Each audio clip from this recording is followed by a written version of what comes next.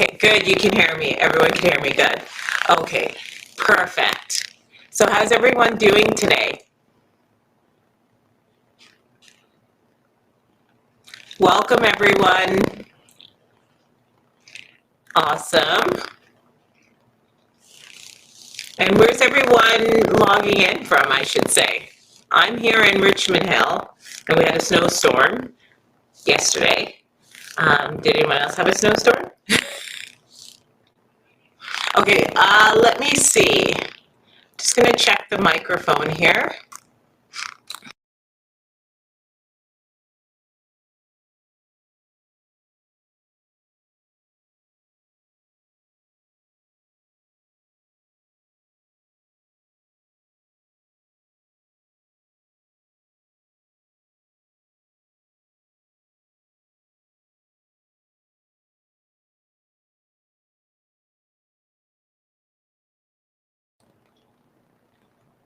Okay, can you hear me now? And how do I sound?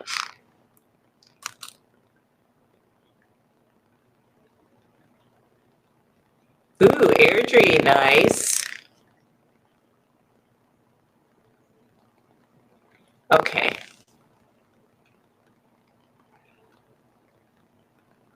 Okay, give me 1 second. I'm just gonna check the settings here.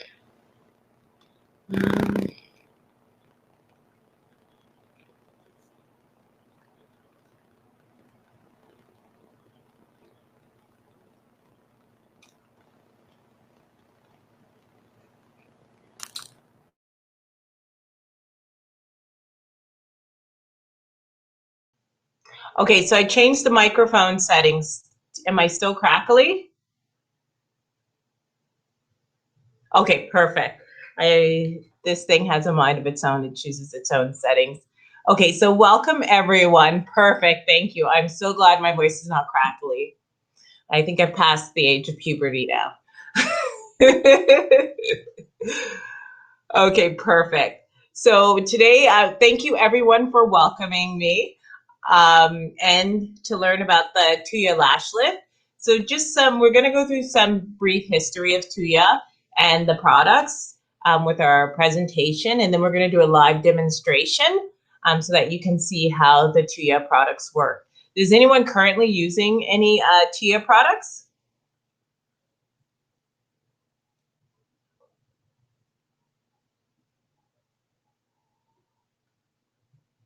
Okay, perfect.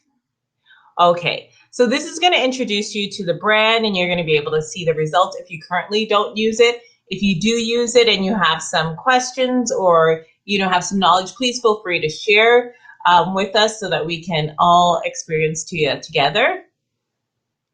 Okay, so if everyone's all in, we're going to get started with the presentation. And if you have any questions, feel free to just type them in the chat pod there, and I will answer them. So I'll be checking in between the presentation in the chat pod, and especially when I go to do the live demo, I will be looking at any questions. So feel free to ask me as we're going along. If you need to know why I'm doing something or what I'm doing, just type it in the box, and I will definitely take a moment to read it and then reply. Perfect. So what we're going to do today is the Lash Lift by Thuya.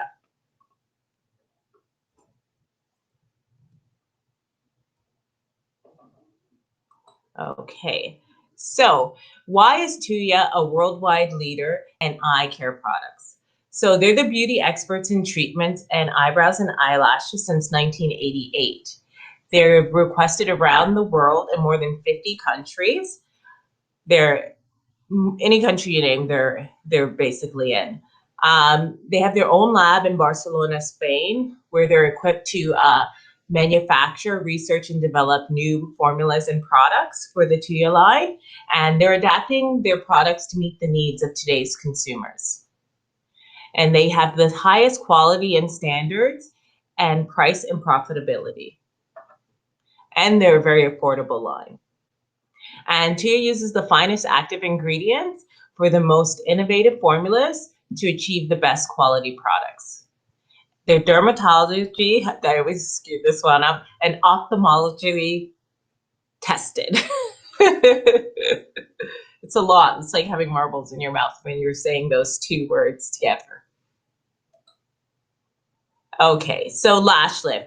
It's an excellent alternative to lash extensions. So if you are currently a technician who's doing lash extensions and you want to reach a wider market, the lash lift is an excellent skill set to add to your services.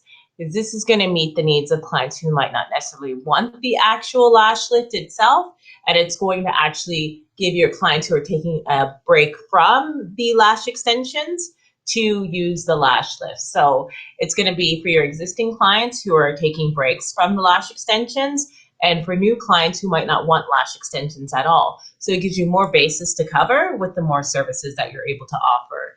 And since you're already comfortable working around the eye area, the lash extension, the lash lift will be something easily to add to your repertoire of skills. So let's just talk a little bit about what a lash lift is.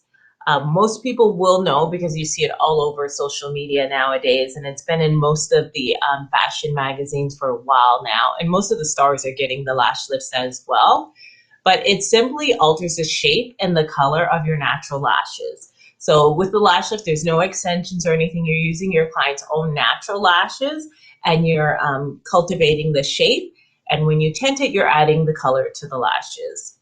So when you look at most lashes, and if you do lash extensions, you know most lashes grow down.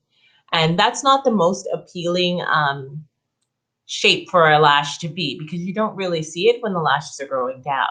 What the lash lift does, it actually lifts the lashes up, and that opens the eye. It makes the lashes easier to see, and it just adds more detail and defining to the actual lashes themselves.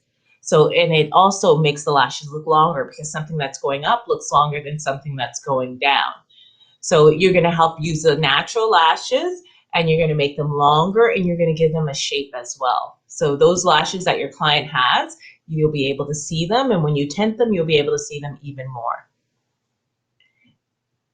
So how does it work? So the natural lashes are adhered to a silicone pad, and they are used with a water-soluble glue. So you're going to, the lash technician, or you, will carefully take each section of the lashes. We work in 1/3 of the lashes, and you're going to adhere it onto the silicone pad. And then after you've adhered the lashes to the silicone pad, you're going to apply the lifting lotion solution, and that's going to stay on for the recommended amount of time. And that's going to allow the hair to be lifted into the new position. And then after the short processing time, the lifting lotion is removed, and then you're applying a setting lotion, and then you're good to go.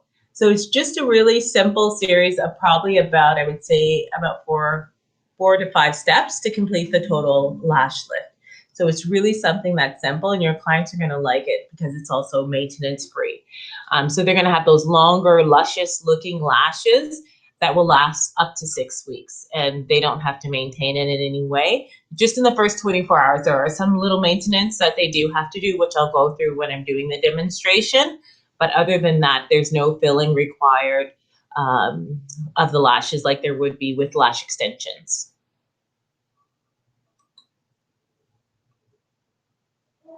Okay, so here's some before and afters of the lash lift benefits. So as you can see in the picture here, that's the before lashes, and those are the after lashes with the lash lift. So when you do a lash lift, you don't need to use any curling tools. So if you've been using a lash curler for many years, it's time to throw it out. You don't have to curl your lashes every day, and you can get a lash lift that will last up to 6 weeks and not worrying about it for 6 weeks. I think most women would want that. One less thing that we have to do in the day makes it an easier day for us. You're going to get longer sky-high lashes. It's also suitable for short lashes. We have different size silicone pads, so it's going to meet the variety of needs for your client's lashes. So if you have, they come in 3 sizes: small, medium, and large. So depending on your client's lash length, you're going to be able to adjust the size of the silicone pad to the client's lash length. And it's, as I said, suitable for short lashes, and it's a great alternative to lash extensions. It's long lasting. It's low maintenance, no aftercare, And the lift gives an eye a really opening effect, and it gives the darker lashes when you tint. And we always recommend that you do the lash lift in conjunction with the tint, because that way you're going to see the defining shape that you've done. And even though your client might say that they have really dark lashes, everything gets sun drenched and outside. So even if they have black lashes, you're going to make that such a rich black color when you tint the lashes. It's going to stand out even more. And this is also a service that can be performed on male clients as well. So that's another expanding market. Male clients, young or old, the lash lift is a great service that you can start offering to them as well, because it's only using natural lashes. They don't have any makeup on. It's tinting with tint that'll last up to 6 weeks as well. So that's another alternative market that you can start marketing to for the lash lift. Okay, so what comes in your kit, which is really great about Thuya, they have kits. They come in the kits, so they're really easy to transport, and everything fits in that little box, which I really love. So I have my kits placed up, my brow lamination kit, my lifting kit, and my perming kit. So whenever I'm doing that service, I just have to grab the box and everything is in there. The only extra things you'll need is like your cotton swabs and like your disposable items and your orange wood sticks and your Q-tips. But other than that, what comes in the kit, you get your permanent gel, which is 15 milliliters. You get your Neutralizer Cream, your lash lift glue, your silicone pads. Now, medium comes in the starter kit by default, but you're also able to order the small or large. Medium's just a good one to put in the kit because it's like right in the middle. So if you have more medium clients, then you can go either small, medium, or large, but they put medium in the kit, but you can order the other sizes. You get a comb and brush in there, as well as the applicator stick. And that's the orange wood stick. So basically all you need is your cotton swabs. Does anyone have any questions on the lash lift kit or the products so far that I've mentioned?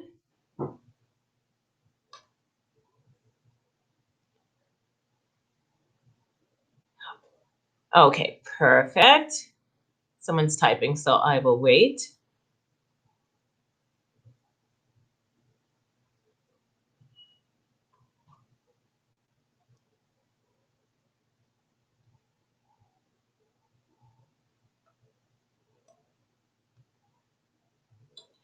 So how does Thuya compare with other brands? That's a really good question.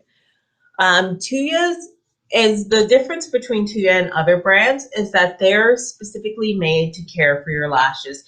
Their products, including the tints, contain a lot of nurturing and growth inhibiting products, such as argan oil.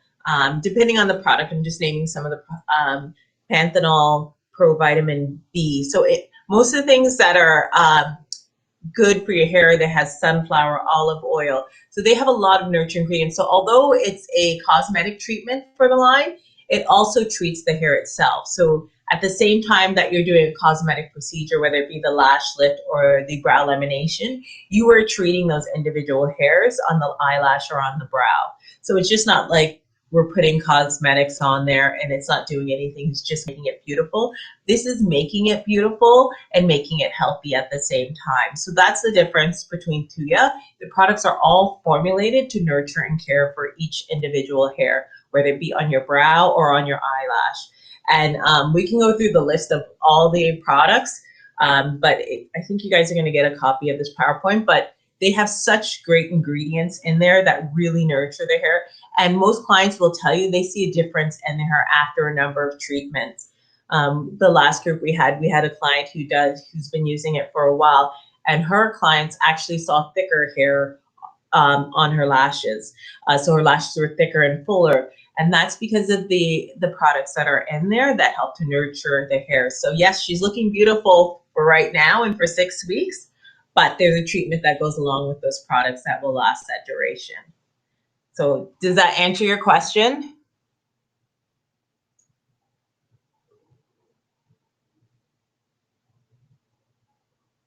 Okay, perfect. Thank you for asking. So let's talk about profitability, because we all like to make everyone beautiful, but we also like to be financially independent as well. I'm going to get to your question in just 1 second. I'm just going to go through the lash lift. So on average, it will take you about 45 minutes to an hour to do the lash lift. More so if you're just new to the lash lift.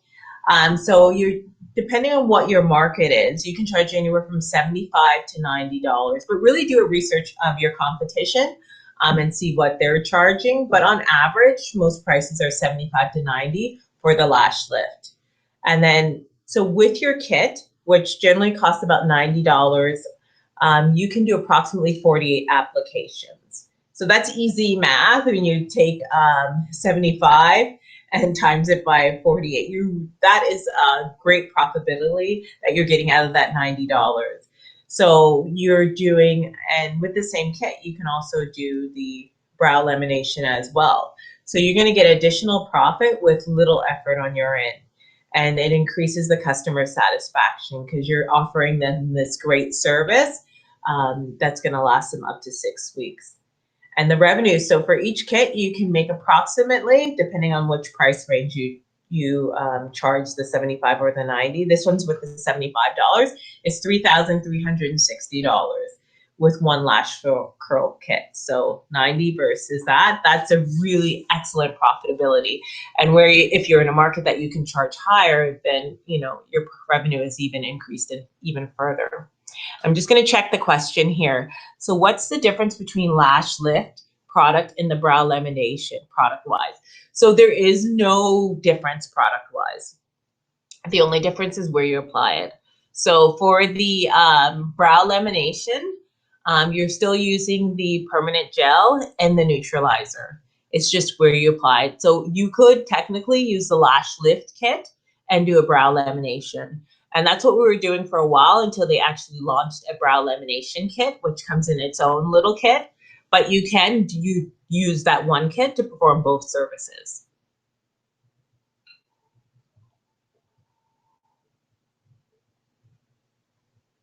Okay, perfect. So before we go to the demonstration, I just want you to let you know about our social media.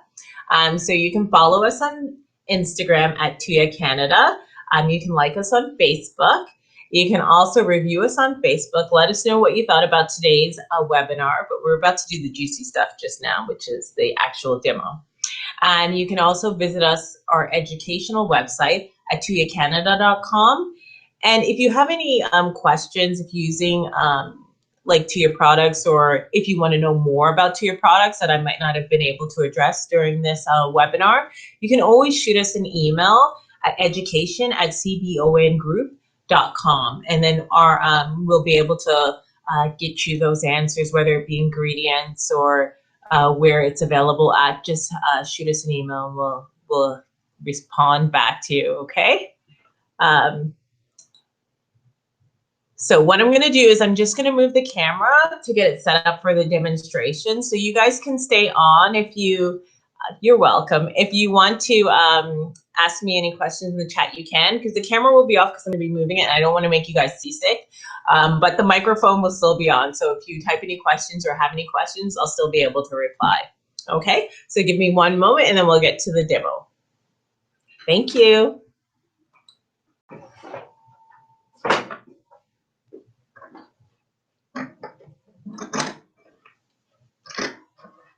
Okay, so the snowstorm is over here, but there's still a lot of snow. We had 50 centimeters here. But if you're in Alberta, that's probably nothing.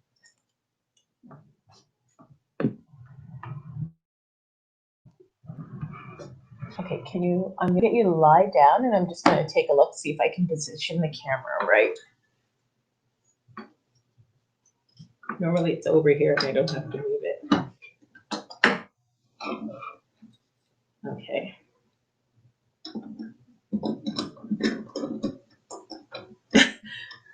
Oh, okay.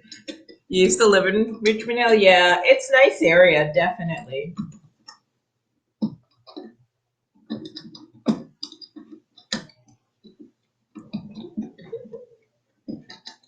Okay, so let's screw this camera in. Oh yeah, we're not far from there at all.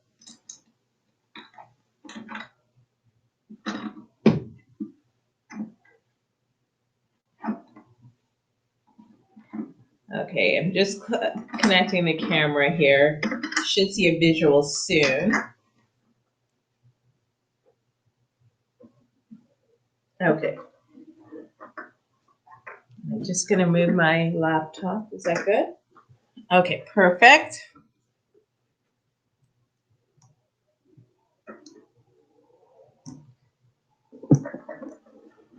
Okay, that's good.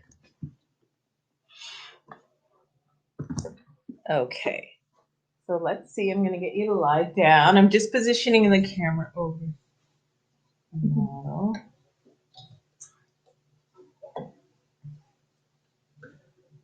Okay, I'm going to turn on this camera, take a look.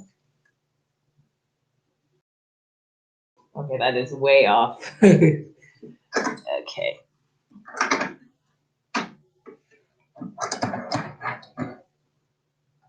Okay. Can I get you to look straight? Perfect.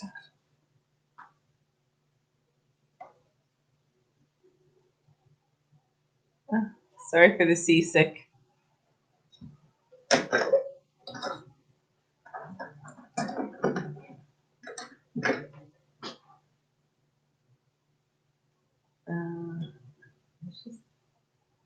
Hold on. That's me. Okay, I'm going to zoom in.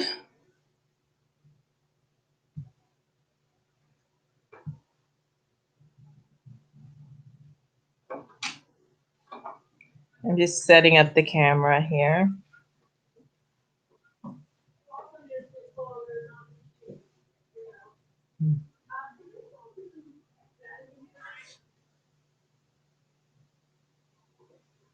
Is that good, or should I?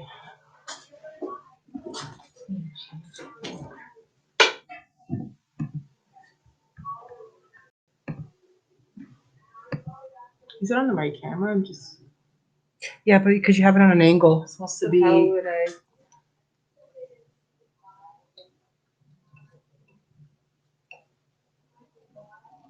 Oh, Yeah.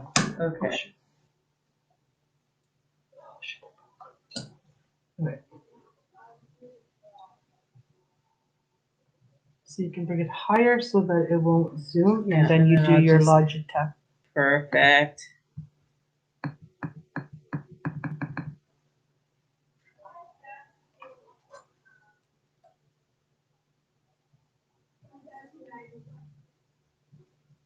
Let's zoom in a little more.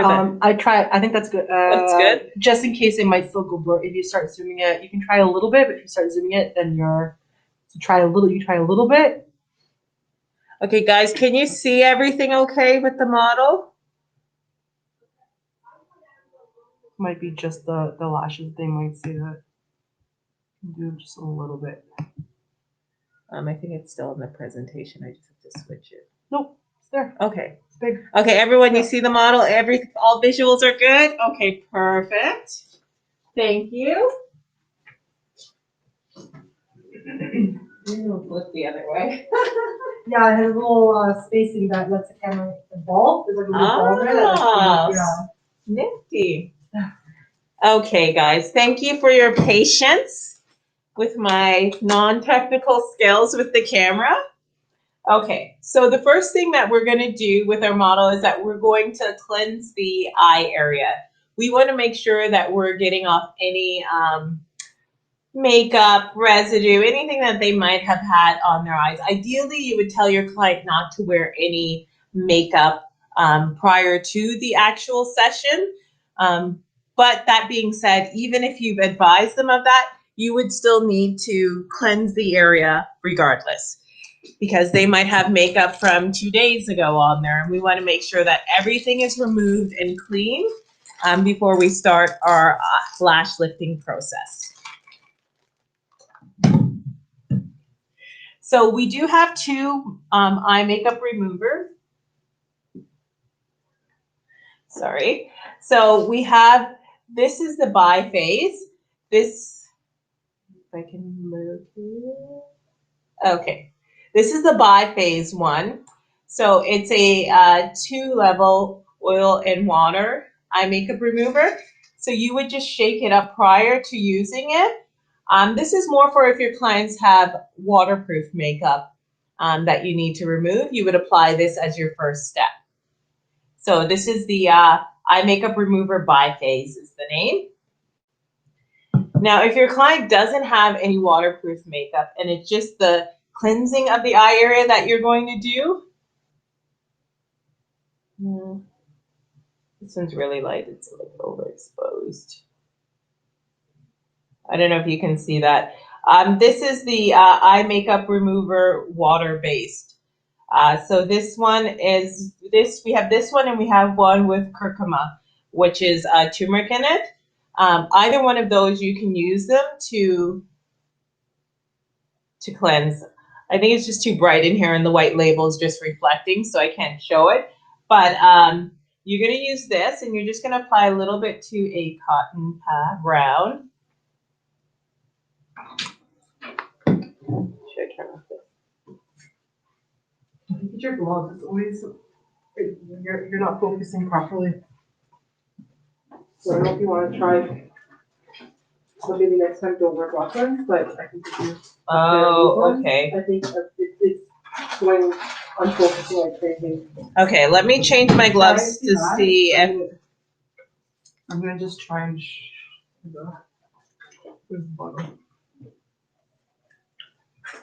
So hold it lower. Okay. Don't bring it so high. That's what's gonna make it not focus too much.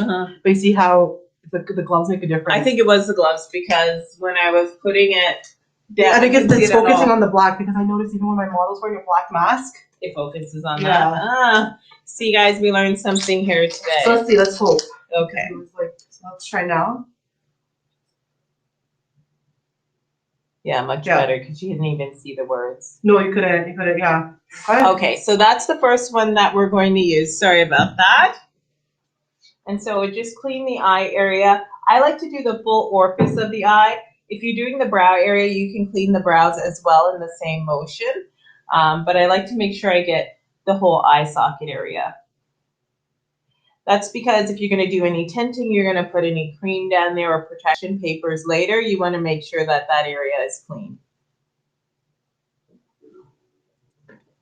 Okay, so you can wait for that to dry or you can just gently blot it with a Kleenex. So the next step of the process is you're going to decide on what size of silicone pad to use for your client. Like I said, there were the 3 different sizes. There's a small, a medium, and a large. So this client I've done before, so I know that she's a small. The difference that will be between them will be the size of the bump. The bump will be bigger as you go up to small, medium, and large. So what you're going to do is you're going to put if you're trying to decide between a small, medium, and large for your client, before you put any glue on them, you're going to just place the the actual silicone pad as close as possible to the lash line. And then you can take your orange wood stick and you're just going to tot the lashes as much as possible over the silicone bump. You want it to at least go halfway over the bump so that you know that you're going to get a curl. If it's only reaching here or not going over the bump, then the silicone pad is too big for your client's lashes. Then you need to change the lash. You can't change the lash, but you can change the silicone pad size, either go up or down according to your client's lash length. Now you may experience that if the small does not fit your client, and that's the smallest that we have, you may want to offer them a different service, such as the lash perm, which is still curling the lashes. It takes on a little bit of shape, but it will do the same thing, such as opening up the eye. But just explain to your client the difference between the lash lift and the lash perm. So you still have another service to offer if your client has extremely short lashes, because with the actual lash perm, the rods are a lot smaller. So there's a lot more variety of sizes with that. So since I have the size here, what you're going to do is you're going to apply the lash glue. So there's only one glue that we use. It's called the Duo glue. So you can use this for both services, your lash lift and your lash perm. I'm just going to let you see what it's like a pinky color glue, and it's water soluble. So that's what you're going to use to adhere the actual silicone pad to the eyelid, as well as adhere the lashes to the silicone pad. So I'm just dipping my brush in here.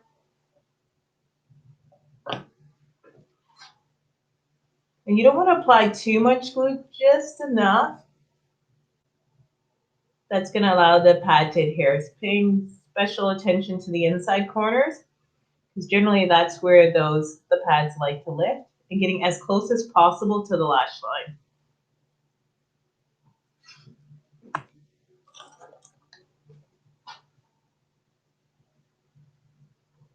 And I'm just giving it 1 second to get tacky.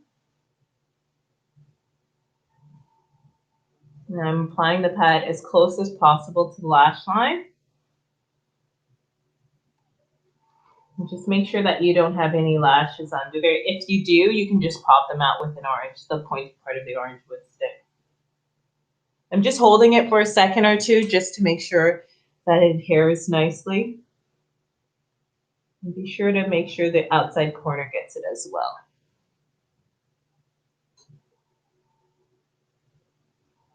And you can apply a little bit of pressure when you're holding it down.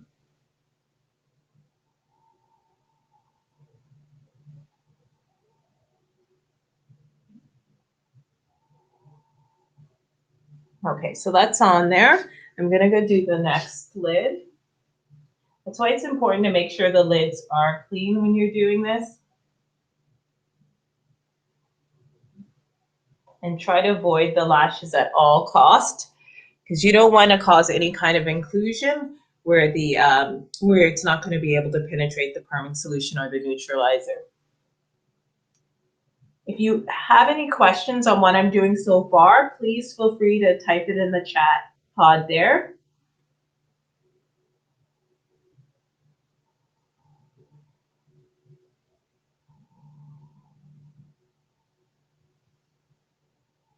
I'm just holding them down for a second, giving a moment for the glue to set.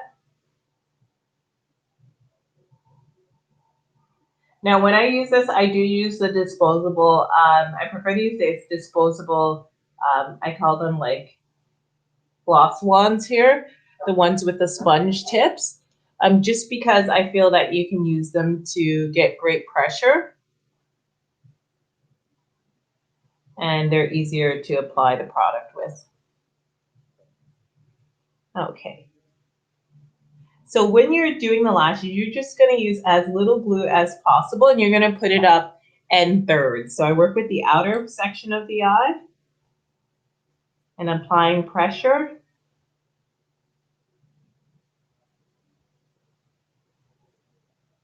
And just slowly take it up there.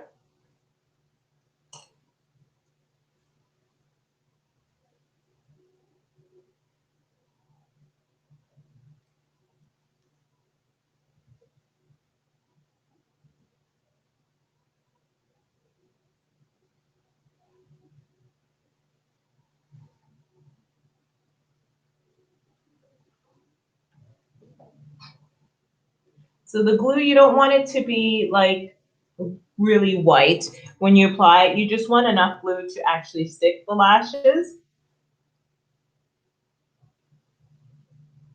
And when I put it on, I use the flat part of the orange wood stick. Now you might not get all the lashes, which is fine, because you can go back and we're going to attack those individual lashes by themselves. And I'm just reading the question here. Have you tried any other lash lift glues before? And do you find that the Thuya glue is better or the same? I find this glue I find it kind of the same. I like that it dries quickly and that you don't need a lot of it. So I have tried other ones. but I do like the speed at which this glue dries. Some of the other ones I've tried in the past, they've taken a while to actually set and dry. Now the Thuya one, depending on how much you use, will be how long it dries. So you want to use it very sparingly. Like all glues, they can cause a buildup if you use too much. So what I'm doing here is lashes that didn't stick up on my first go around. I'm just taking the wand with the glue on it and just putting the lash glue on the back of the lashes, because I don't want to disturb any of the lashes that I've already glued up there. I'm just going to put a little bit of glue on the back of the lashes that might have popped off or that I might not have gotten, and just stick those up. What that's going to do, it's going to just put the glue where you need it, and you're not going to have this excess of buildup of glue in one area because you put glue back on the whole silicone pad again. Just going to grab a little more glue. Okay, so the glue on the eyelids, yes. So you're going to apply the glue on the eyelids using the these little sponge tip applicators. So you're just going to apply the glue on the entire eyelid, and then you're going to stick down the silicone pad. You may have to add a little more in the corners depending on your client, but that's basically about it. And then I'm going to do this lash. So you're going to see how I'm going to apply the glue for the lashes tint here shortly. What I'm doing right now is I'm just getting these ones that have not gotten up there, and I'm just applying a little bit of glue to the back of the actual lashes themselves instead of doing the glue on the entire pad. You okay?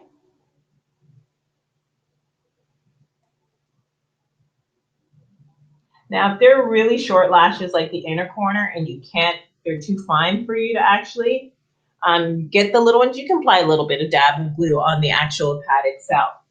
So for this one, I'm going to show you how I apply the glue if you missed that. So you're going to use the glue on the actual lip wand. So you can just dip it in if you like, because these are one-time use, right? I'm not using it on multiple times or using the actual brush that comes with the glue. So I'm going to start with the outside. If you need to, you can actually hold up the eyelid a little bit for your client. Not enough to open the eye, but just enough if your client has, if you need to see more of the lash line, you can do that just very gently. And I'm just applying as little as possible glue.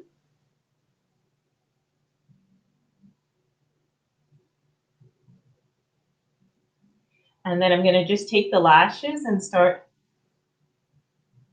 And you want to go up as straight as possible when you're applying the lashes.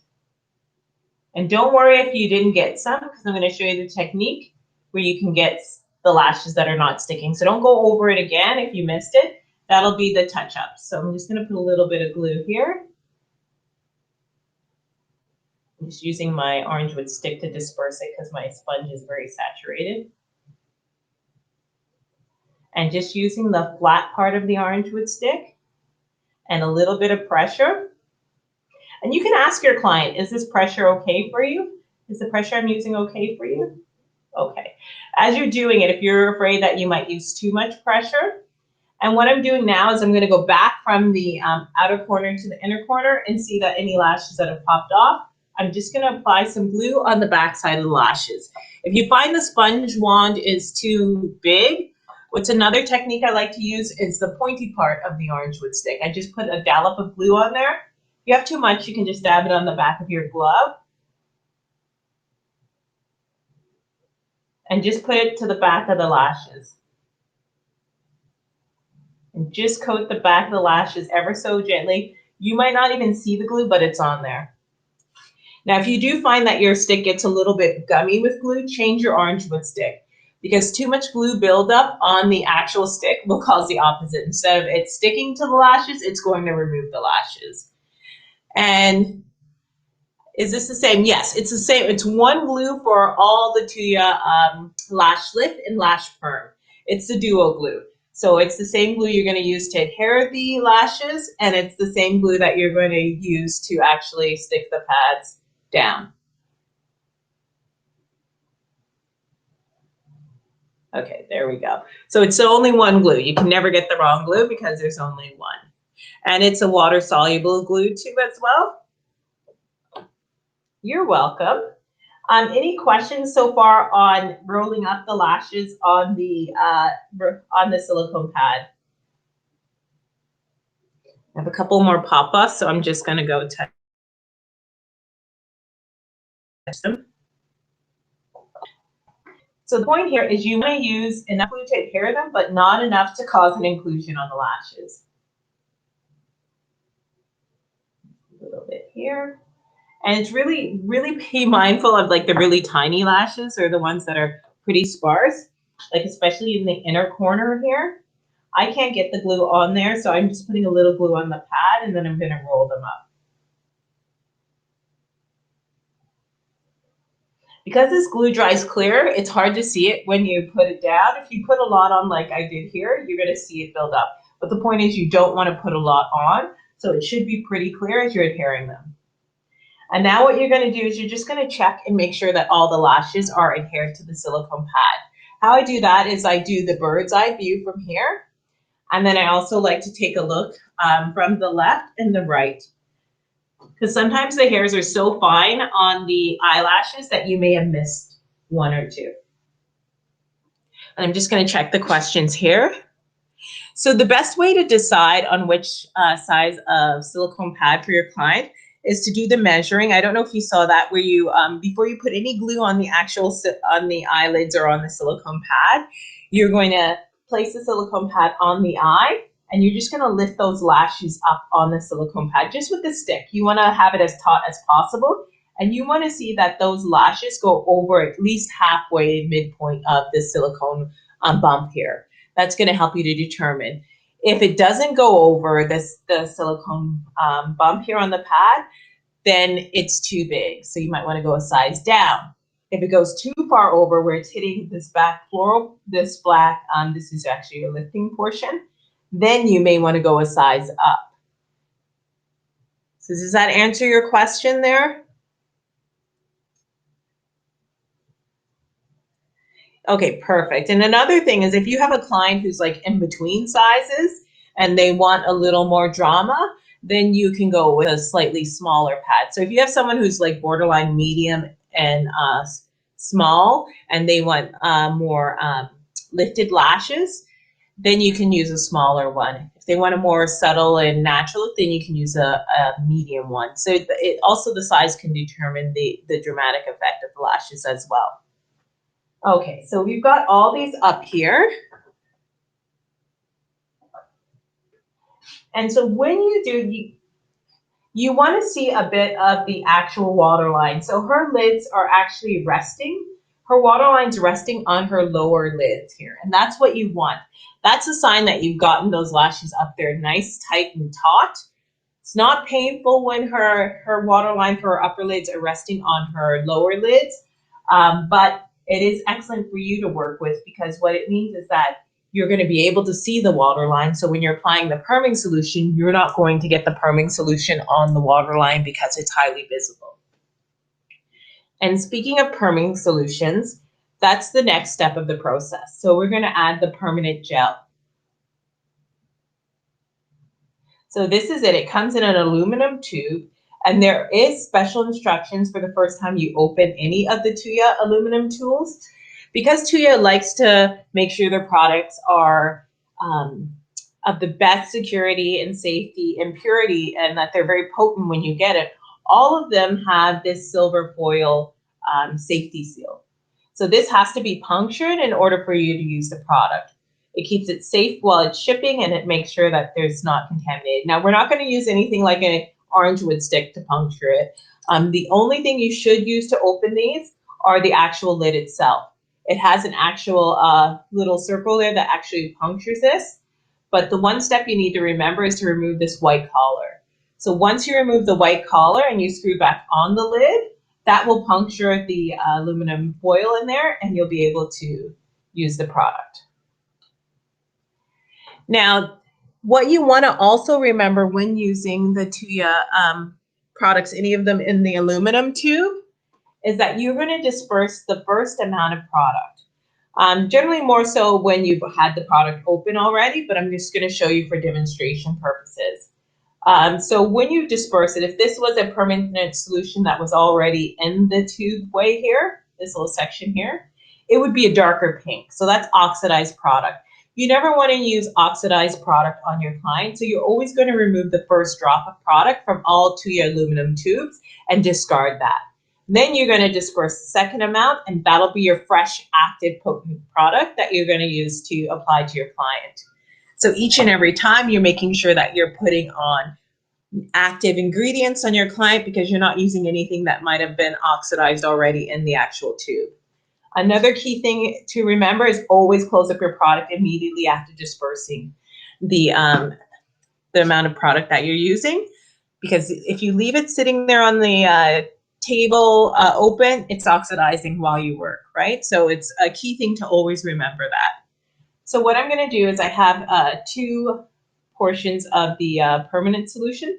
I would say about a rice grain you would need, and you're going to apply it to the actual places here, to the lash, as close to the lash line as possible. Are you okay? And then you want to reach up to the middle. You want to leave the ends of the lashes free, so the tips free, because that's the older hair there, and it actually would weigh down the lashes if you put like permanent solution on there. So we want to make sure that we leave the tips free, but we want to get everywhere from the middle point as close as possible to the lash line. And this is why it's very important that you flip the actual water line. If you have a client with maybe a heavier lid, you can gently tug up here, but I can see her water line already.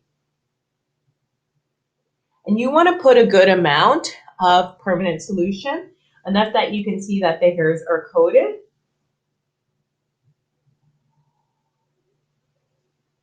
I say it should look like a caterpillar's body, like very full. And I'm just going to go apply the permanent solution on the other eye. So this permanent solution, this stays on for 15 minutes. I'm just setting this now because I've already applied the one eye. And this same permanent gel is the one that you would use to do your lash lift as well. And your brow lift. So you would use this same gel. So as I say, there's the profitability. We also do have a brow lamination kit as well. If you like organization, that's another thing, because you can keep everything in the nice little kits as I was explaining, and it's great to grab and go. If you work in a bigger area with other technicians, you know where everything is. If you work on your own and you're a mobile technician, you just grab it and go. Organization is key in this industry, I think. Are you okay? I'm just going to blot her eye. I see a little watering, so I don't want that messing with the permanent gel. So I'm just going to take a little bit of a Q-tip and just put it in the corner here. Okay. Do you have any burning or stinging? Okay. So I'm just blotting any kind of tearing. Sometimes you will get clients that will be excessively tearing. And the permanent gel, when it comes out, it does have a bit of a perm smell because it's perm. But sometimes that can be a little bit, makes some eyes tear. It's not going to harm the eyes or anything. It's just the actual fumes from it. Sometimes some eyes are more sensitive than others. So just to have a Kleenex, but you want to keep the eye area dry. And I'm just going to read through the comments in the chat pod. So once a new bottle has been opened, how long will you have for each potent product to use? That's a really great question. So, and it's really simple too. All Thuya products, with the exception of one, which I will tell you, has 12 months expiration date from date of opening. So that's awesome. So you have a full year to use that product. The only one that has the shorter opening time or expiration from opening would be the glue. So the Duo glue only has 6 months, but everything else, it's really simple, is 12 months. So long as you adhere to closing them up as soon as you open them and dispersing your product and keeping them in climate friendly environment. So no excessive heat, no excessive steam. You're going to get that full duration of the 12 months from your product. So what I'm going to also do is apply the osmotic film to the eye. So this will just help the lashes process. So this is the Thuya osmotic film. I'm just going to show you what it looks like. So this is great for your brow laminations, and even when you're doing your lash lifts, because what happens is that the heat that's coming up from the skin gets trapped below the osmotic film, and it helps everything process nicely and quickly, and quickly. So you want to use it each and every time that you do the service. And for comfort, for my client, because we have all these bright lights, I'm just going to place a Kleenex over the eyes. Because even though our eyes are closed, we can still see the colors of the light radiating through our eyelids. So this just makes it a little more comfortable for your client while we're waiting for the permanent solution to process. And like I said, that's about 15 minutes. And I have my timer going now. And I'm just going to say, can you get the silicone pads and glue? Yes, no. You can get everything separately. So once you purchase the kit and let's say you want to restock, you don't have to buy the whole kit over again. You can just buy what you need. So the kit's a great way to keep everything, and then you can just replenish as you need. But everything is available individually and separately.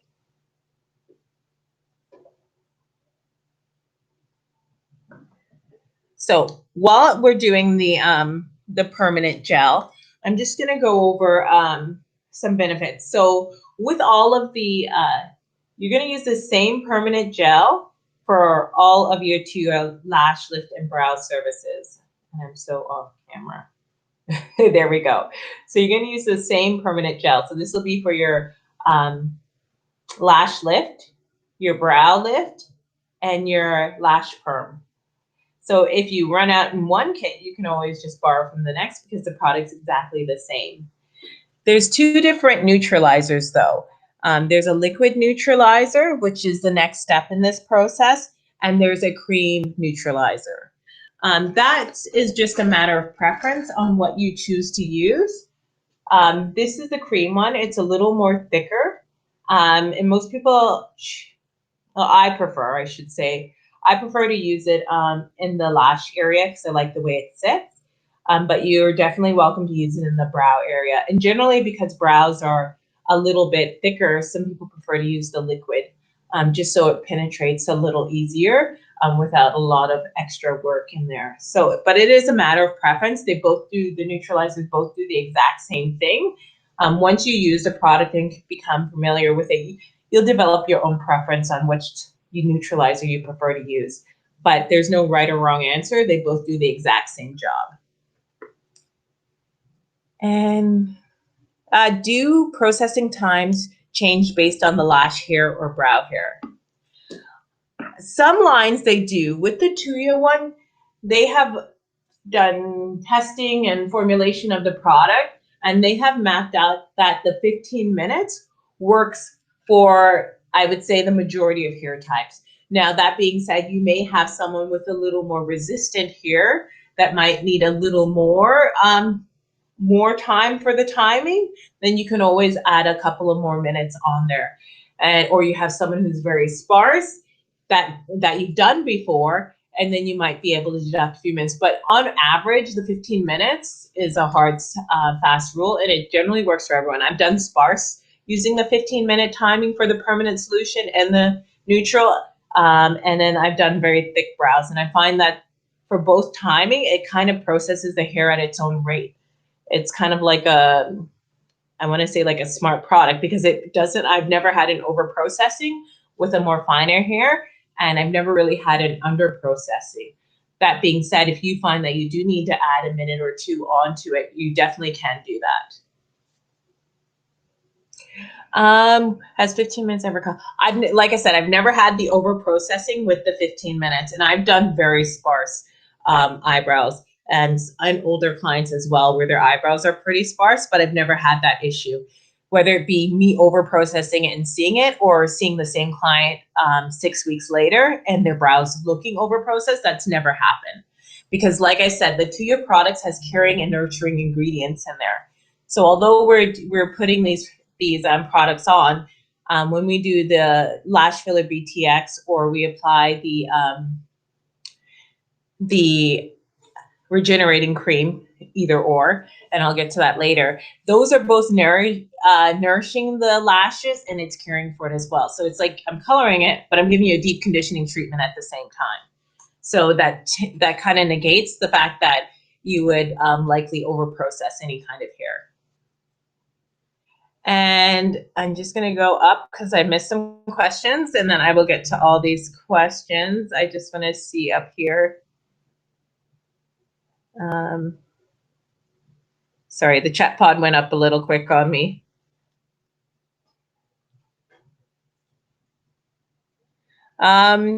Okay, so what if you have long, straight lashes like mine and want mega volume? What silicone pads should you use?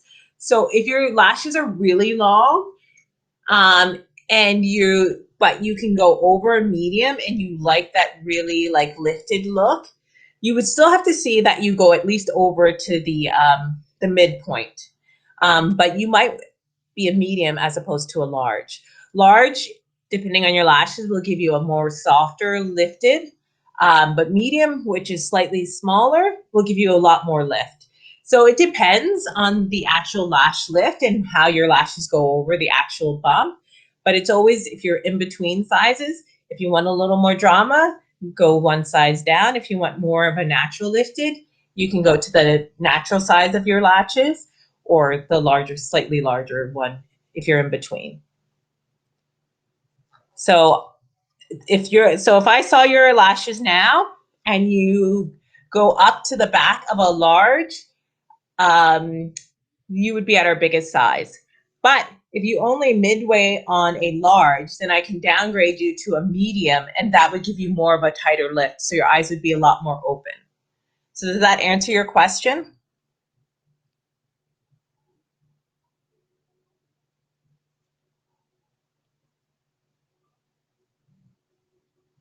Okay, I'm gonna go down here.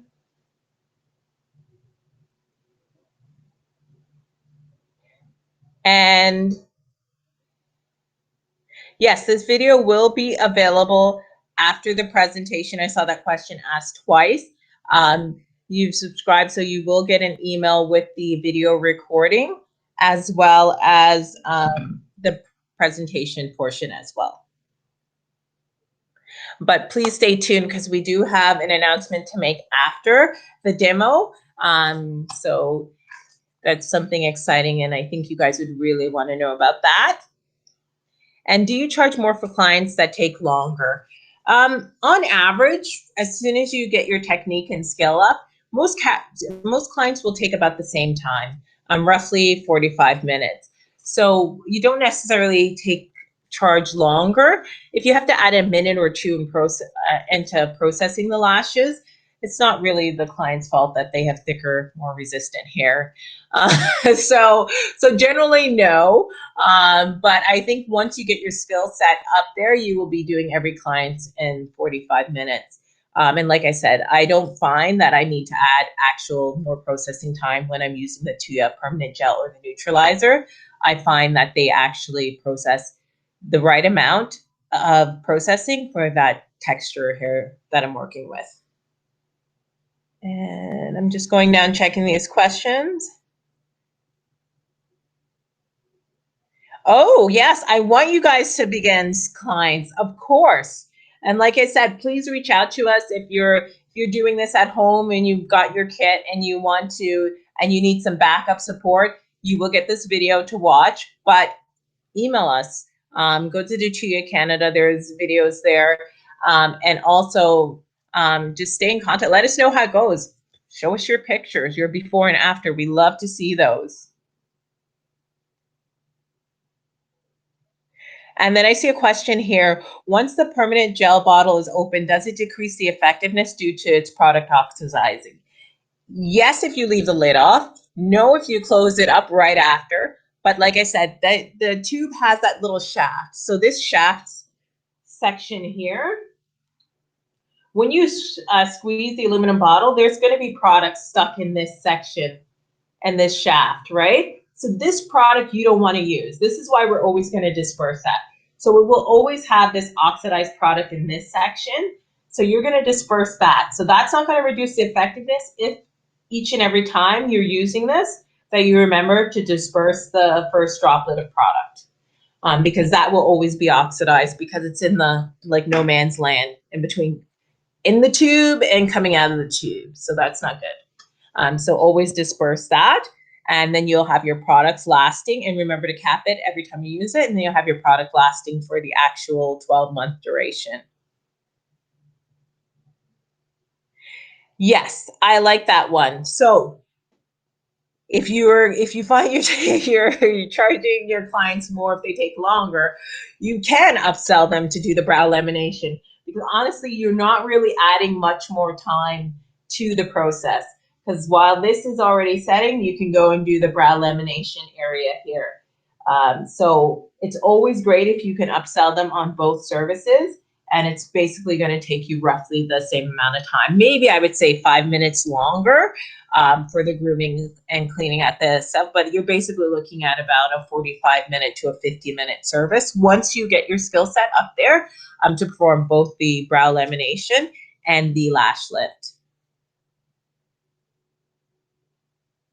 That is you are a sales person, I can tell. That was I will buy whatever you're selling there because you just sold me on that. And another question I see here, we have 50 seconds left before I remove the permanent gel. So does Thuya require water to neutralize the solutions? I've worked with many different lines and each is different. With Thuya, we do not use water until the very, very end. So until we complete it. So once I've removed the lashes from the silicone pads, that is the time I will use water, but not in between the solutions. Everything in between the solutions, like the permanent gel and the neutralizer, is going to be dry removal only. We want to avoid introducing water into the hair, because what we've done now is that we've opened up those hair follicles, right? Because we're making the permanent gel. What it's doing is breaking down those bonds. So the hair shafts are slightly lifted. If we're introducing water into that, we're not going to get the best penetration. That's my timer. So we're not going to get the best penetration, right? We're going to dilute some of the solution because we're adding water. So we don't add water until we're done all of the solutions. So what I'm going to do is I'm just dry removing with a cotton swab. And I don't know if you can see this, but the solution gets slightly darker once it oxidizes. That's how you'll know too, when it's actually when you're dispersing it, that's oxidized product. And so what I'm just doing is just going over it with the cotton swab and just making sure that there's no more pink solution as I'm rubbing it against her, because that's going to be the permanent gel.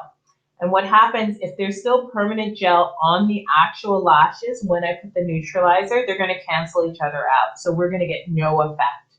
So take the time when you're doing the cleaning to just be really thorough with making sure you remove all the permanent gel. You may go through a couple of cotton swabs, which is fine. I find I use about 2 for each, but you want to make sure. And if you have to rest it at the base of the lashes because there might have been a gap, you want to do that just to ensure that you've gotten everything. And how are you? Are you okay? And always check in with your client. I like to do a check-in every time I touch their eyes, especially if I'm applying or removing solution, just to see how they are. And it's kind of scary sometimes just lying there with your eyes closed. Most people take a nap. I take a nap, but some people may not be a comfortable situation for them. So you always want to do a little check-in. Okay, so I've removed all of the permanent solution, the permanent gel from the actual eyelashes.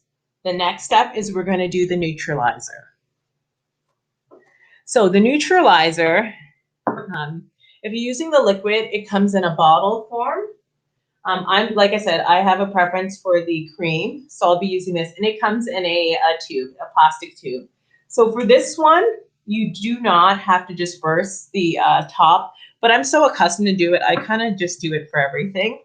But what you would just do is the neutralizer is just going to apply, I would say about 2 rice grains, and you're going to apply it in the same formation as you did for the permanent gel.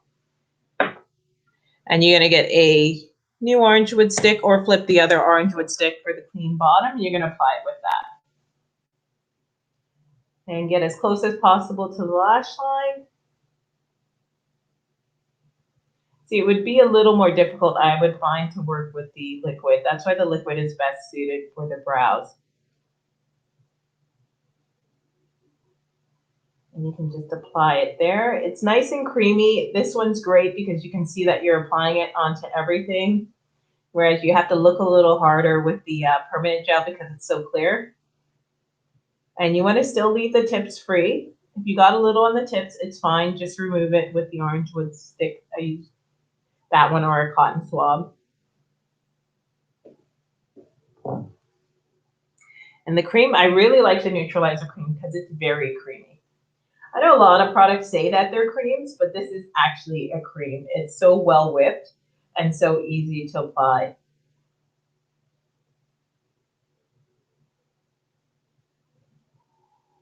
And I like to use this you know, like the serrated part of the orange wood stick to apply it because you get a good base with the flat portion, and you can just drop it and then just press it in nicely.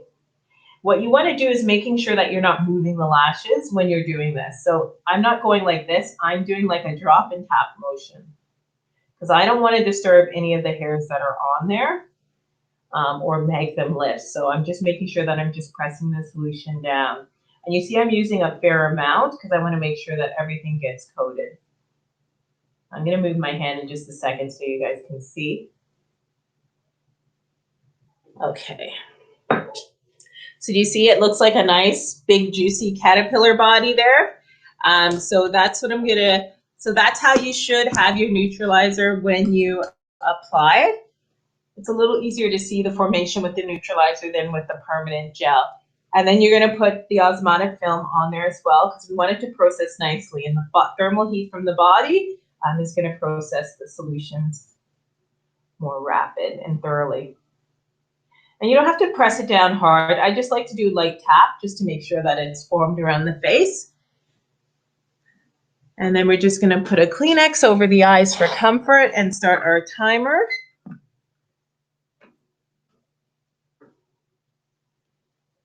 So I think I answered the question, does the water to neutralize? At the end, yes. So we will remove all products. The neutralizer is the last step.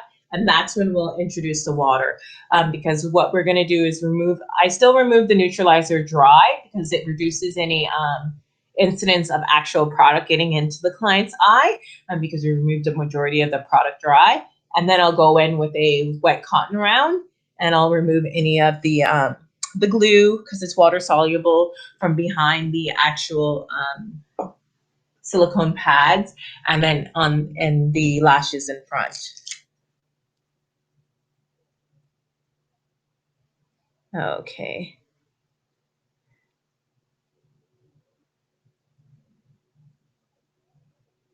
Exactly. And I like your comment about not to shrink the amount of time to perform a high-end service because they are getting, you know, when you advertise it to your service, it's just not lash lift. It's a lash lift and treatment.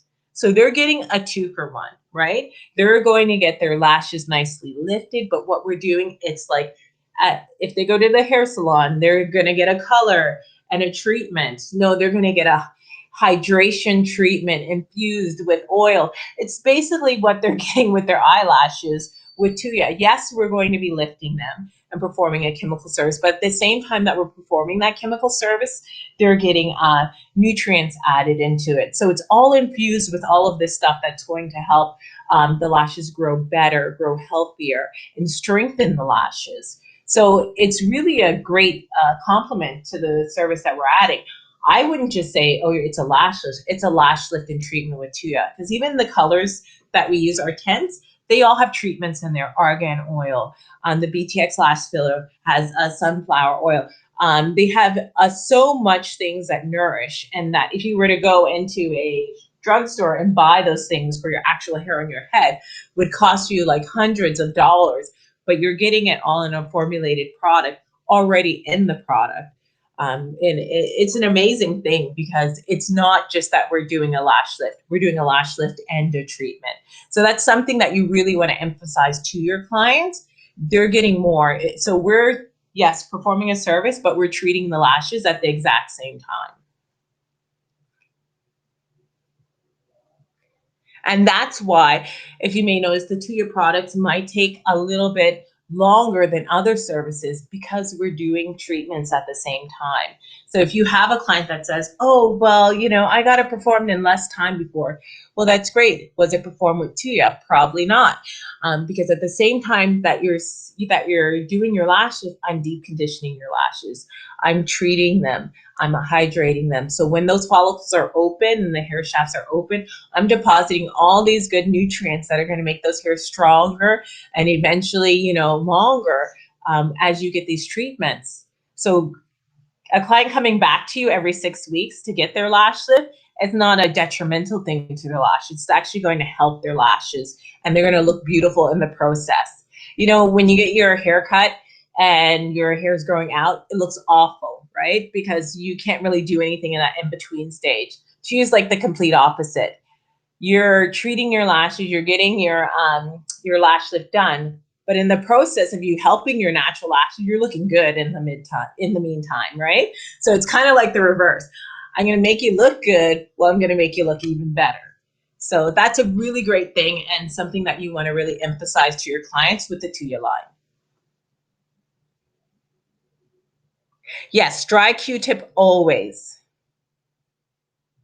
You could use a cotton pad if you want to go faster. If my client had like bigger eyes, you could. It's whatever you feel comfortable with.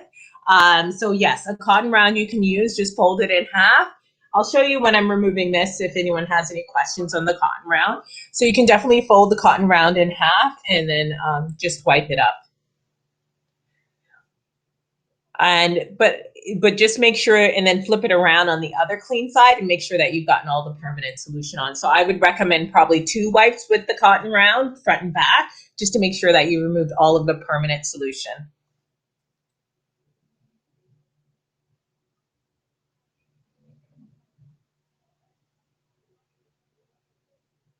The liquid quit, meaning you have the liquid neutralizer in your kit. I'm going down the questions in orders. Yes, so you can use the liquid neutralizer. I prefer to use it on the brow area, right? It's best to use, I find, because you saw how creamy the cream neutralizer was. It just sits there. With the liquid and using it on a silicone pad on the actual lash, it's more likelihood that you'll have some movement there. So I prefer to use the liquid neutralizer for my brow laminations or my my lash perm, because the lash perm has an actual cotton roller that goes with it. So anything that's going to be excess will just absorb in the cotton roller. Whereas the silicone pad, you know, it's like a slide. So preference is to use the cream with the silicone pad, and you can use the liquid. You can use the cream on the brows if you choose, but the liquid you can use on the brows and with the permanent. So when you're doing a lash perm. And yes, so I can definitely send that to you where you can find the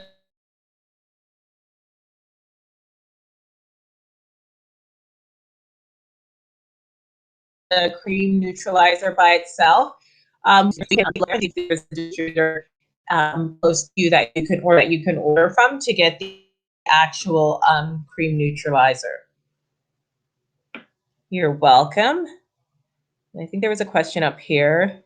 Oh, why do you void the tip again? Because it's going to weigh down the lashes, right?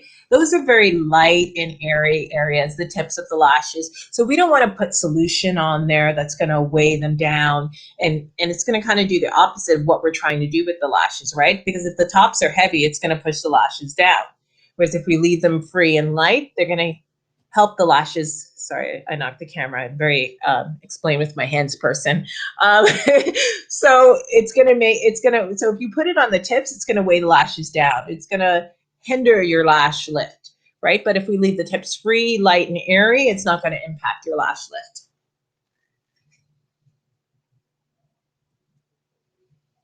You're welcome. So we always make it comfortable. My client, she's sleeping. I can hear her. Are you okay? But I always just like to check in on, I don't want to startle them and say like, hey, are you okay? So I just gently touch the sides of the heads because people notice touch first. And then I just say, are you okay? So I want to make sure that they're sitting there with their eyes closed for 15 minutes. I want to just keep checking in on the client to see how they're doing. And so just to, and let them know that you're in the room. You shouldn't be leaving the room if you are performing an eye service on your client, because anything can happen. They can't open their eyes. They have product and solution on it. It can get really icky. So highly stay in the room at all times when you're performing a chemical eye service on your client. Let them know that you're there. It's nice for her to get her nap. So I'm talking a lot now because I'm doing the actual presentation, but normally I would just check in every few minutes with my clients, or, and I just let them know, well, I'm just setting up for your tent now. Just to let them know that I'm still in the room and that I'm able to assist them if they need to be assisted, right? So it's always an important thing when someone's kind of in this state where they lost one of their senses, their eyes, their vision, because we're doing this service on them. It's always nice to let them know, be audible to them so that they know that you're still in the presence of the room and that you're able to assist if they need anything. Okay, so the next step that you're going to do is you're going to do a tint. So after we remove this, we're going to do a nice tint for the client. The great thing about Thuya, we have 9 tint colors and 1 bleach. And they're all amazing colors, and I like them that they're integrated colors. The most popular ones that you're going to probably do for the lashes will be black, number 1.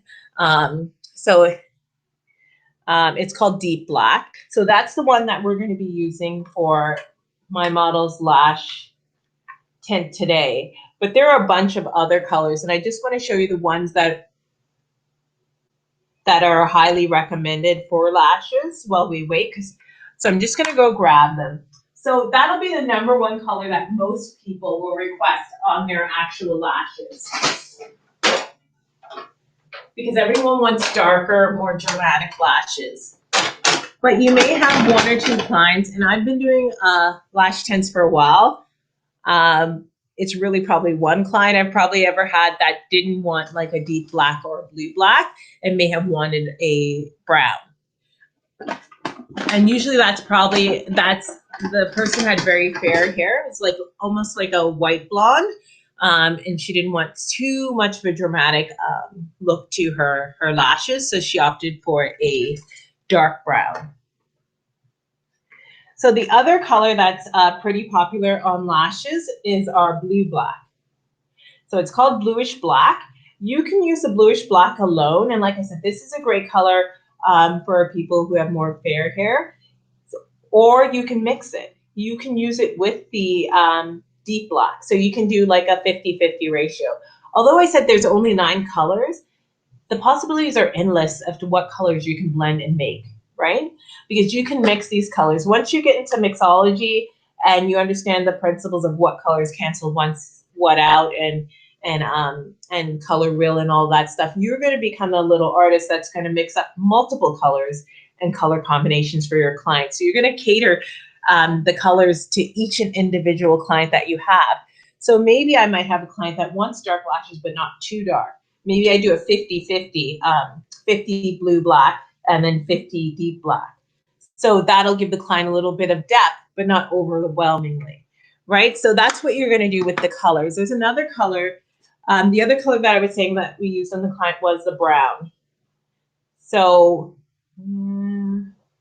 here it is. So this is a brown. This you can use with the black, right? You can use it alone for a nice brown, or you can mix it 50-50 to get like a black brown. There's someone who might want deep lashes but not intense. So you're going to play with these colors, and it might not be 50-50. You might do 30-70. So this is another thing that once you get into the tints, you're going to learn how to mix them, and you're going to become this little artist, and you're going to have your palette, and you're going to be mixing these colors for your client. And she's not going to be able to go to a drugstore to get the color that you put on her lashes or her brows, because that's a custom color blend. So these are great things that you're going to be able to offer your client with the Thuya brand. Right? And then how I do it, where I work, is that we note the client's file. So when we, so maybe we did Anne, and she got her lashes done, but she doesn't like them too dark. So we use like 75% of the bluish black, and then just 25% of the deep black. So we'll note her file so that when she comes in, any technician who's going to work on her is going to give her the exact same look each and every time. And she doesn't have to tell us that she likes it a certain way, because in her file, it's noted. And when she comes in for that lash service, we're going to know what she wants, right? So that's a good way to personalize it. So when your client comes in, you can be like, oh, yes, I know which Thuya colors you have. It's the same ones that we did last time, right? Yep. And she doesn't have to tell you anything because you already know. That's a really nice feeling as a client. It really personalizes a service to know that your technician already knows what you want.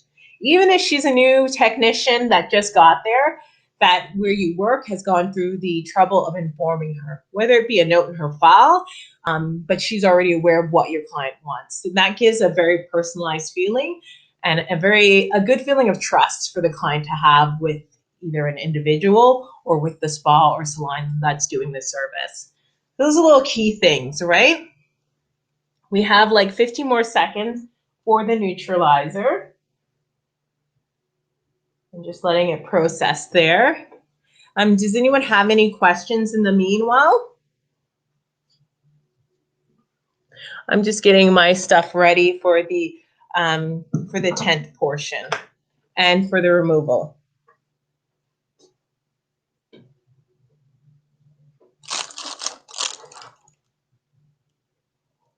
And while you have this time with the client, while you have the client's ear, as I'd like to say, because she's not seeing what you're doing, this is a great time while you're checking on her to say, oh, you've got great brows. Have you heard of a brow lamination? This is how I generally do it with my clients. And they'll be like, no, what is a brow lamination? And then that gives me time to educate them, right? Because now I have her ear and her attention. She's there comfortable lying on my bed, and I'll inform her of the other services that Thuya has, the brow lamination. Even I can upsell her on a service that we're doing lashes, like the Btx filler.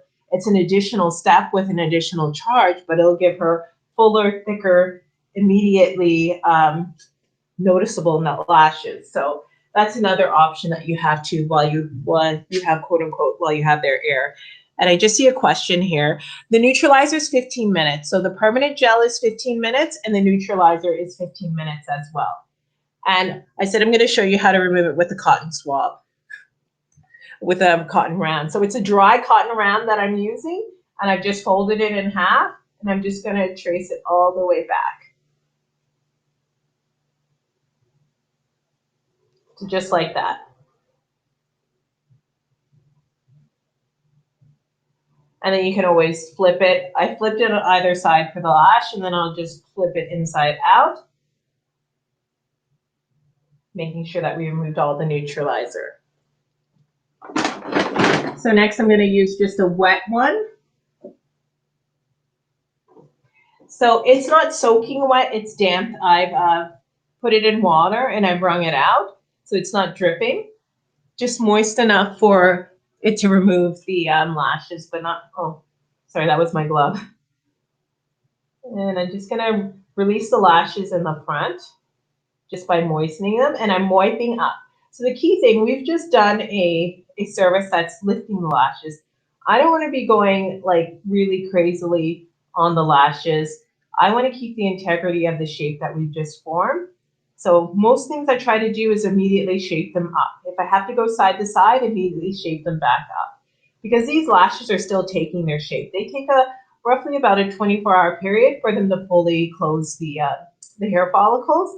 for the shape to form. So you want to be mindful in that time frame of how you're handling the lashes. And as we're on that note, it's a good time for you to discuss with your client, probably while you're removing, is what they should avoid in the first 24 hours of getting a lash lift. And so I'm just working the moisten cotton swab behind the eyelid just to remove the glue there. So things that you should advise your client that they should avoid in the first 24 hours, excessive humidity, because like I said, the follicles are still open. Using heavily laden oil products. So if they use growth serums, anything of that nature, they should avoid that in the first 24 hours. As I said, the follicles are still open. We don't want to put all that oil that's going to weigh the lashes down. And just be mindful of how they're sleeping for the first night.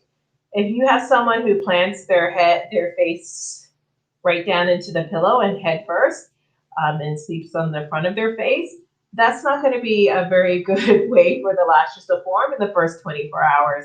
So they just need to be mindful of maybe sleeping on their side or on their back for their first 24 hours till they fully take their shape. After that, they can sleep any way they like. I'm just working it behind.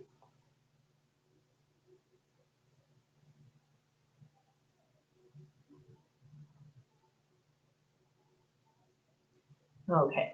And another reason why we don't want, I'm just going to brush them a little bit, why we don't want to use excessive glue, because it's going to make it more difficult for us to remove. I'm just going to moisten it and do one other clean before we go to the tint.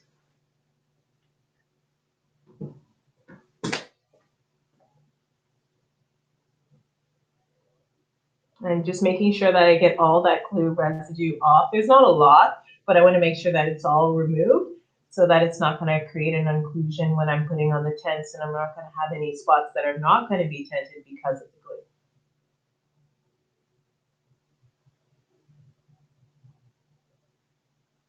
It's great. This. Okay. Another thing that I should mention about the glue is that you want to see if your client has any kind of latex allergy, because the glue does contain latex, but you should be doing initial consultation with your client prior to performing this service, right?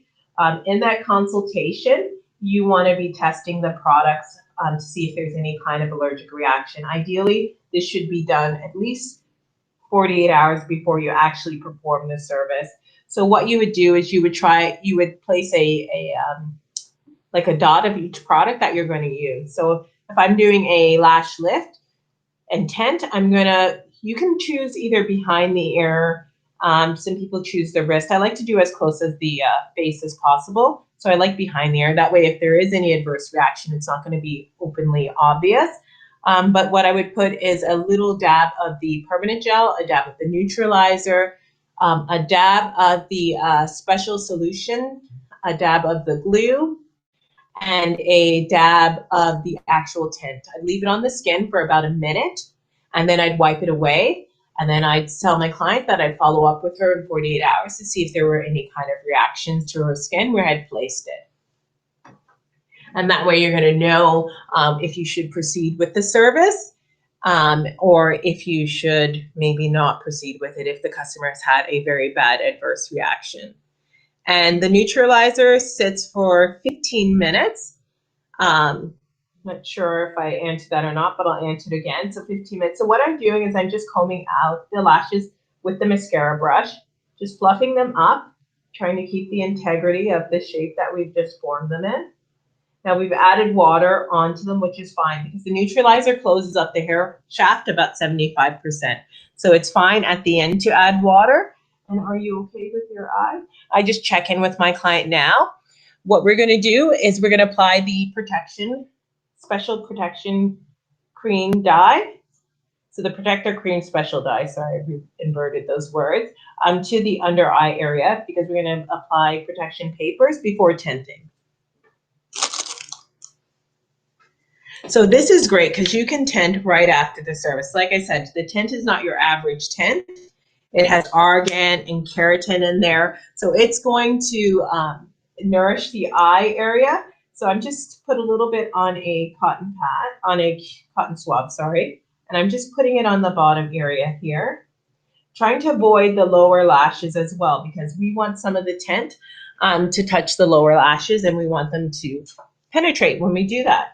So these are the protection papers. They have a little tab on them, which is great so that you can place it and position it there.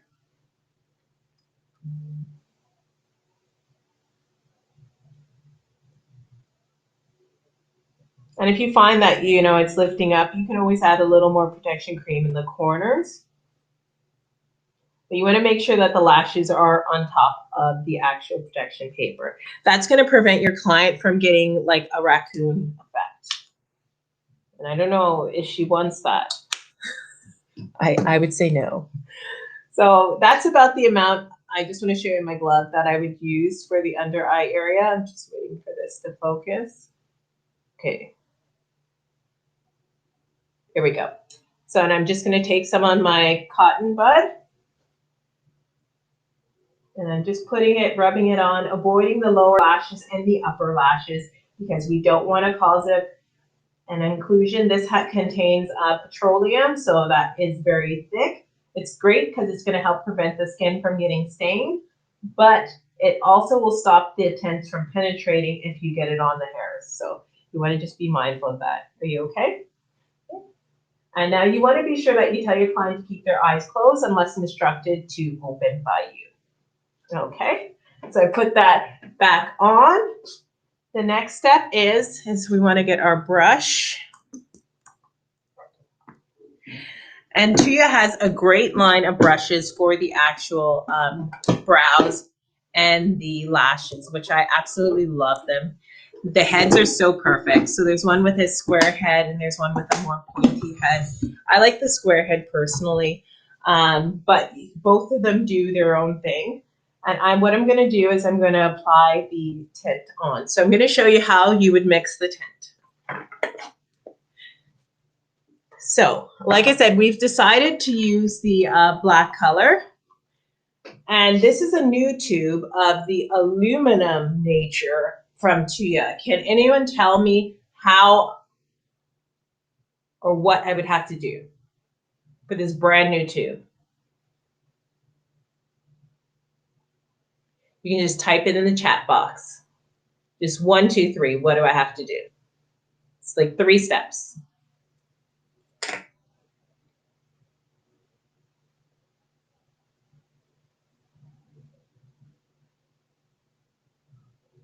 I see someone typing.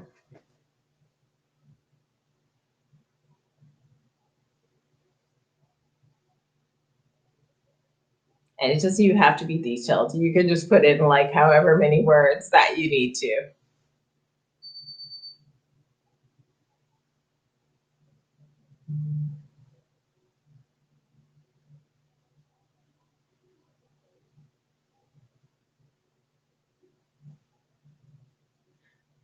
Perfect. Yes, we're going to unscrew the cap. We're going to remove the ring and put the lid back on, which will puncture the tube. Perfect, perfect. You get a star. So what we're going to do now is we're going to disperse the amount. Like I said, this is a new one, so you don't have to excrete any of the first product because this one has never been opened. Once it has been opened, you will need to do that. So I'm just going to disperse the product here.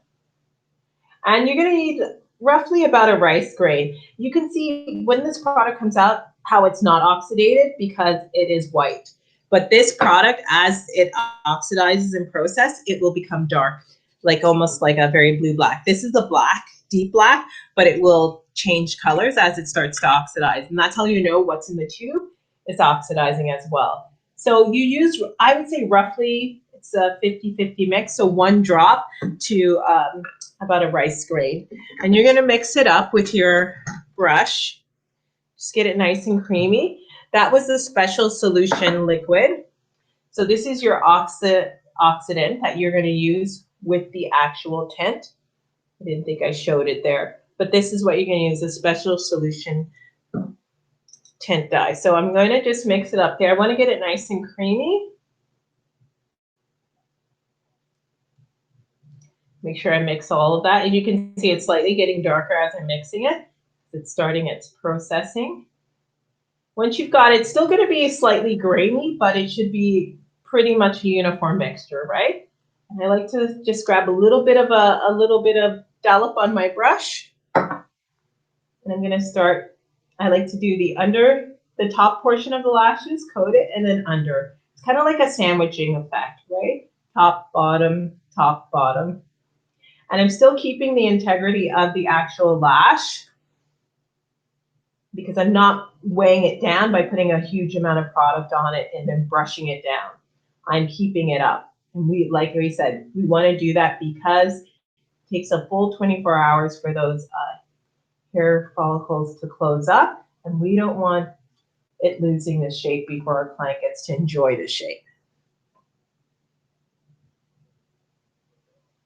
Now, I generally rest my fingers above the eyelid just because I feel it helps me guide. I'm not really pressing on her, but it just helps me to move the eyelid slightly if I need to. If you get some on the skin, that's fine. Just have a Q-tip or a cotton swab bud nearby and you can just wipe it off. But make sure you get as close to the lash line as possible because you don't want a strong demarcation line on the actual lashes of where you've actually missed the tint. I will tell you that is very visible on people who have blonde lashes. Not so much on people with darker lashes, but if you have someone who has a medium brown and you've done a black, that demarcation line will also be visible. So just be mindful to get as close to the top of the lashes as possible. You want to avoid the skin, but if you get a little bit on the skin and you have to take it off with a cotton swab, no worries. But you're not going to leave that strong little skunk line across the top face of the lashes and have an unhappy customer. You just want to make sure you coat the lashes really well. If you have any questions on how I'm doing this, so I'm just going to explain. I just do the top and the back, but I'm brushing everything up after I've applied it. I'm going to move over to the next eye. And just a little bit of dollop. I took a little too much here, so I'm just going to brush it on my glove. And this is really great because with the actual top end of it, I can really, like the square head of the brush, I can really get close to the lash line. I can actually almost draw a line with the actual solution. And I just brush it down. Are you okay? And just keep checking in with your client to see if they're okay. And front, back, front, back. I've noticed a big difference since I've been doing this front back process that I've learned from Thuya. Because usually you would have to be like, oh, when your lashes dry, because they look so weighted down from the tinting, because it is true, when they dry, they will take on more formation. But when I notice that I'm doing this front back process and I'm keeping the integrity of keeping the lashes up how we styled them, there's less of that when I remove the tinting solution.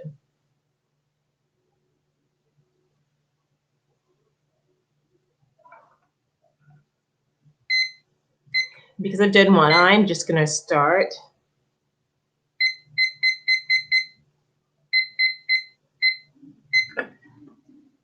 Okay, so the tinting solution is recommended for 15 minutes.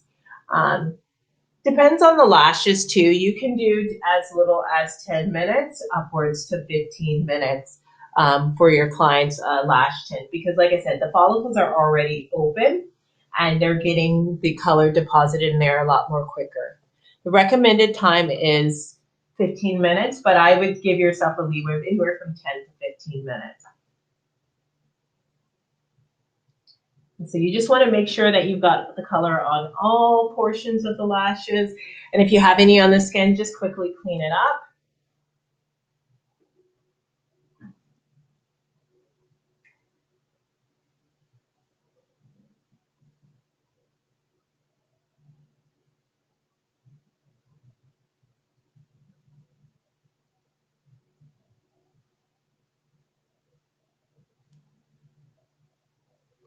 Okay, perfect.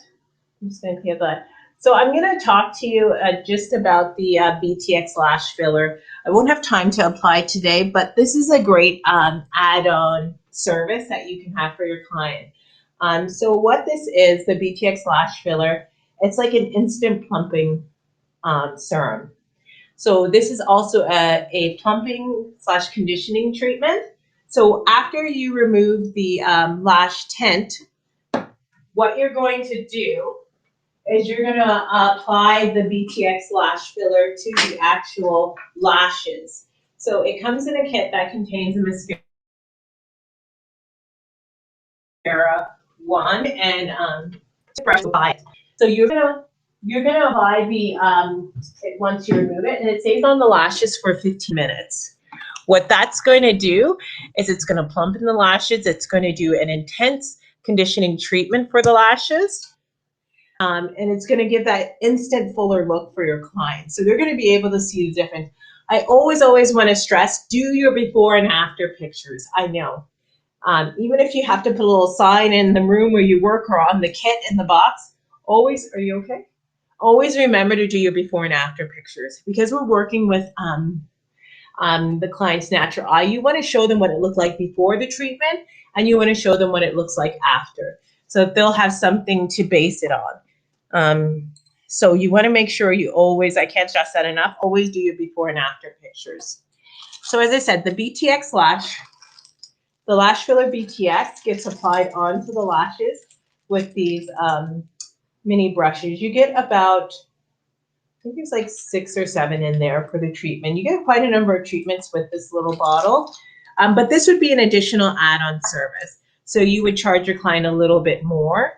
The standard one that we're going to use after the service is the Regenerating Cream. The Regenerating Cream gets applied onto the lashes each and every time after you do a service. That's going to condition and nourish the lashes as well.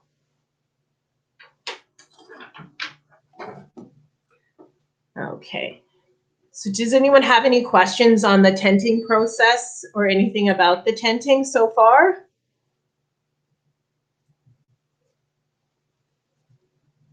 So you can see our lashes have already gotten darker compared to what they were before. But as it's processing, they look super rich and super dark.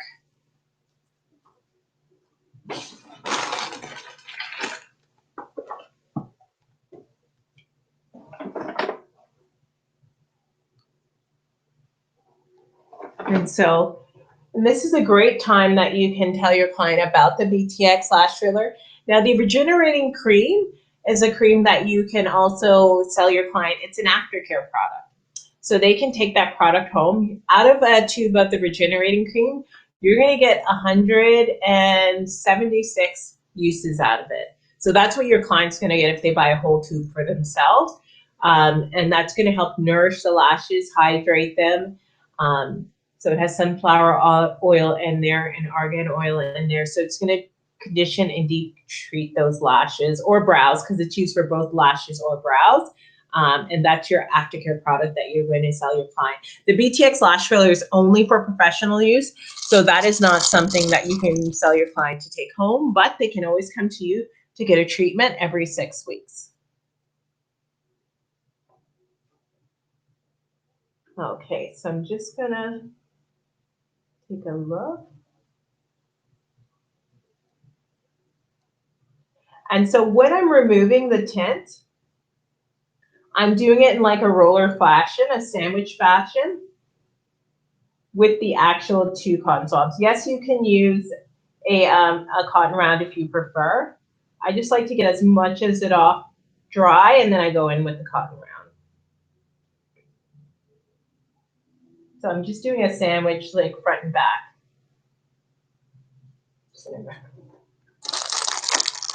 Just so I can ensure that I'm removing the most amount of the actual tint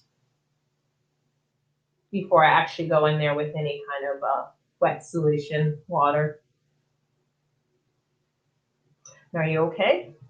And I'm just going to do a dry wipe, and then I'm going to do a wet wipe.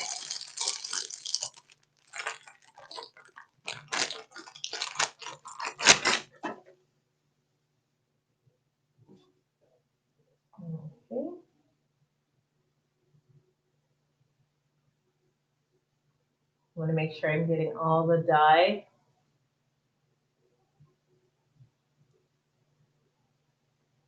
Okay, and now I'm going to go in with wet rounds, cotton rounds, moistened cotton rounds, not dripping wet, because I don't want the solution moving if there is any solution there.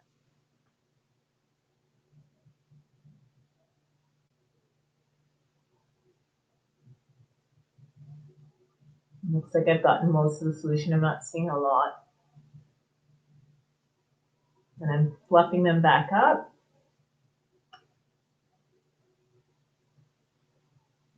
Just gonna squeeze down your mask a little. And remove the under padding. And just clean off underneath the eye too.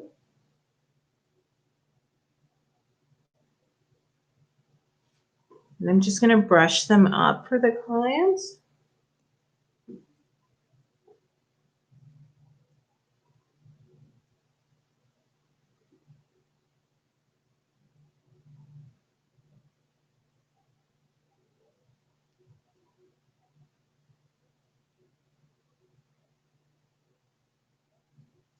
I'm just going to grab a little bit of the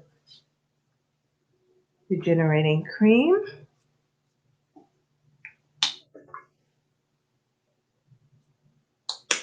I'm just going to put a little bit on. You can actually put it on your fingers just to melt it and then apply it to the lashes. That way it needs the heat from your fingers to melt down.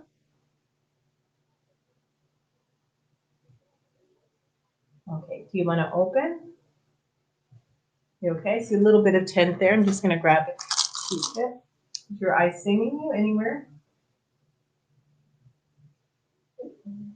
Okay now? This corner here?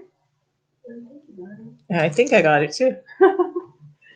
So this corner here. Sometimes you can see the tint. Sometimes it's already washed in the eye. So you want to make sure you have 2 wet, moistened cotton rounds. Do you still feel it?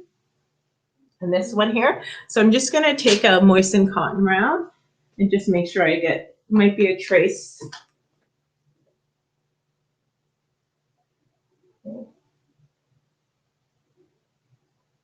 Yeah, see a little bit of trace. And then this eye is okay? Okay. Okay, perfect. Can you look at that? Okay, so there you see your eyes are a lot more open now because we've lifted them. They're still a little bit moistened from the water, but as they dry, they're going to curl even more. So this is the great shape that your client's going to have that's going to last them for up to 6 weeks, right? And then you're going to give them the regenerating cream that they can take home. You're not going to give them. They're going to purchase the regenerating cream that they can take home to treat and nourish their lashes after the product, after you perform your service. So are there any questions so far? I want to share that little surprise that I had back with you. Let me go back to the presentation. If you have any questions, feel free to ask me there. So, like I said, we did have something to announce. And I'm just gonna bring it down here. That was my timer. So, who wants to win? Who wants to win the lifting kit? So it's really easy. Our last month's winner was very ecstatic that she won. So I'm sure whoever will win will enjoy this. And it's going to be a great way that you can get your business started using the Thuya products. And like I said, with this lifting kit, you can do your lamination, your brow laminations, and you can do your lash lifts. So here's what you have to do, the 3 easy steps. So you need to follow us on Instagram, like us on Facebook, and then go to our latest post on Thuya Eyes and see the post and leave a comment, including the hashtag Lash Lift Webinar. So it's very important so that we know that you've attended the Lash Lift Webinar, so that you use that hashtag. And bonus entries if you leave a review on Facebook. So the contest ends on February the 6th, and the winner is going to be announced on Instagram. So I wish you all the best of luck, and you're going to be so excited when you start using the Thuya products, okay? I thank you all for attending. Does anyone have any questions before we wrap up? I think we were good at answering the questions as we were going along. But okay, perfect. Feel free to email us as well. Thank you so much, guys. You take care and enjoy the rest of your day. And thank you for attending our Thuya webinar. Bye.